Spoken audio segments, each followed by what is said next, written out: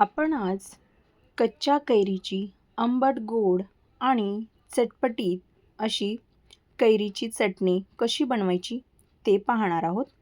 तर उन्हाळ्यामध्ये जेवण जात नाही, त्यामुळे आपण विविध प्रकारच्या चटण्या या बनवतच असतो. त्यातलीच एक ही कच्च्या कैरीची चटणी जर तुम्ही ताटामध्ये घेतली ना, तर तुम्ही 2 पोळ्या नक्कीच जास्त खाल.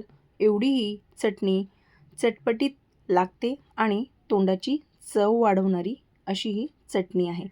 तर मंडळी, चला लगेच आपण व्हिडिओला सुरुवात करूयात. त्यासाठी इथे मी 2 कैऱ्या घेतलेल्या आहेत.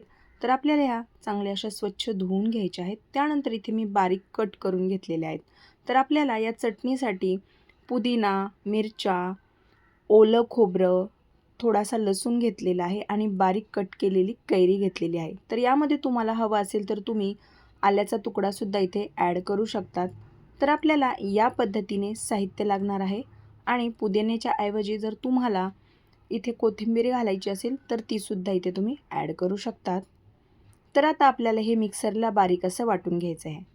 आता मिक्सरमध्ये मी बारीक कट केलेली कैरी घातलेली आहे.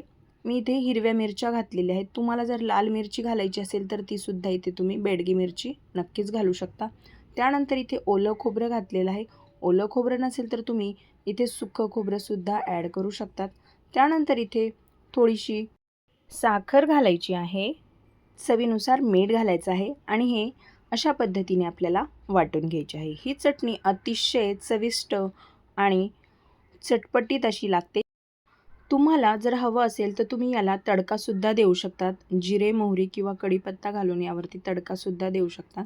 पण ही चटणी अशीसुद्धा खायला खूप छान लागते. तुम्ही ही चटणी चपातीसोबत, भातासोबत, खिचडीसोबत, पराठ्यासोबत किंवा डोशासोबत कशासोबतही तुम्ही ही चटणी खाल्ली ना, तरीसुद्धा अप्रतिम अशी लागते.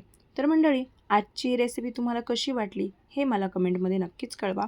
व्हिडिओ जर आवडला असेल तर व्हिडिओला एक लाईक नक्की करा आणि जर तुम्ही चॅनलवरती नवीन असाल आणि अजूनही आपल्या चॅनलला सबस्क्राईब केले नसेल तर पटकन सबस्क्राईब करून घ्या. तर मंडळी, चला पुन्हा भेटूया अशाच एका तुमच्याच आवडत्या नवीन आणि युनिक अशा रेसिपीसोबत. तोपर्यंत धन्यवाद.